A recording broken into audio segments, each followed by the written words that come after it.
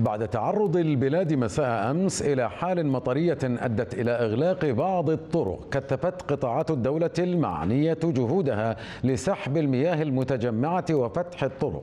وأعلنت وزارة الداخلية في بيان لها اليوم عن فتح آخر الطرق المغلقة نتيجة تجمع مياه الأمطار، وهو طريق المغرب مع تقاطع الدائر الرابع بالاتجاهين وبشكل كامل بعد الانتهاء من عمليات سحب المياه.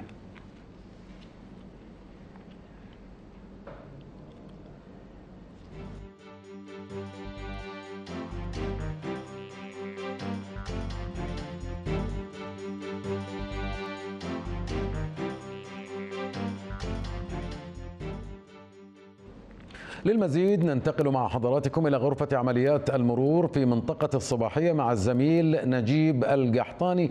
نجيب، أطلعنا على آخر تطورات هذه الطرق والعمليات التي تمت لفتح الطرق أو استئناف الحركة على هذه الطرق.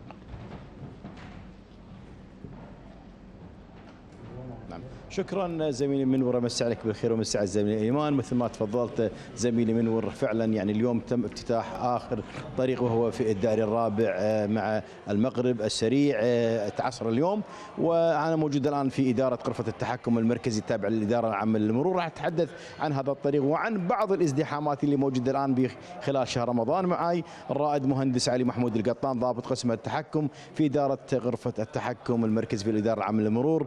الرائد مهندس علي محمود القطان، يعطيك العافيه وعساكم على القوه. اليوم ما شاء الله جهودكم من امس لليوم ما شاء الله تم افتتاح طريق الدائري الرابع مع طريق المغرب، بس حتى نوضح هذه المعلومه للمشاهد الكريم. صح، مساك الله بالخير اخوي نجيب، وكل عام وانتم بخير وتقبل الله طاعتكم. طبعا بدايه بخصوص الوضع الان الحركه انسيابيه بخصوص اي كثافه، فقط في بعض المواقع عليها كثافه الان، كثافه بسيطه تعتبر بخصوص الدائري الرابع، بخصوص الملك فهد، كذلك طريق الرياض اللي هو طريق المطار مع الرابع. لله الحمد طبعا تم افتتاح الطريق الرابع مع المغرب عصر اليوم، كذلك بخصوص سحب المياه. نعم. بما أننا شاهدنا ما شاء الله الكثير شاهد هذه زحمة كبيرة جدا في بعض الطرقات بسبب إغلاق طريق المغرب مع طريق الدائري الرابع، الآن نطمئن المواطنين والمقيمين ومرتادي الطريق أن هذا الطريق تم افتتاحه، بس مجرد يوجد بعض الاختناقات المرورية خلال شهر رمضان المبارك، وهذه يعني أمور عادية فقط. صحيح، طبعا بخصوص الرابع مع المغرب تم افتتاحه عصر اليوم، كان يصادف طبعا مع خروج الموظفين، صادف طبعا الكثافه زادت.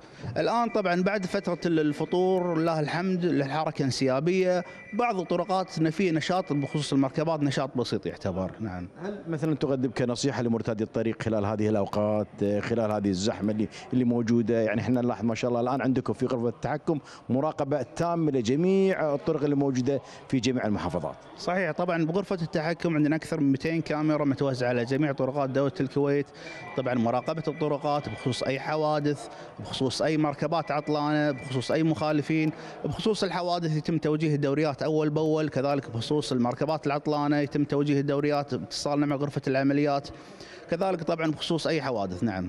الآن لم يوجد أي طريق مغلق، الحركة الانسيابية، الأمور طبيعية من أفضل ما يمكن، الطرق رجعت على ما كانت عليه بالسابق. صحيح، لله الحمد أوضاع جدا طبيعية الآن فترة ما بعد الفطور، فقط الكثافة المعتادة اللي هي بعد فترة الفطور. نعم. يعطيك العافية، عساك على القوة. الرائد مهندس علي محمود القطان ضابط في قسم التحكم في غرفة التحكم المركزي في الإدارة العامة للمرور. زميلي منور، كل هذا ما لدينا في غرفة التحكم التابعة للإدارة العامة للمرور، وشاهدنا معكم كاميرات اللي موجودة، كذلك الرقابة اللي موجودة، كذلك تم فتح الطريق بالمغرب السريع مع طريق الدائري الرابع.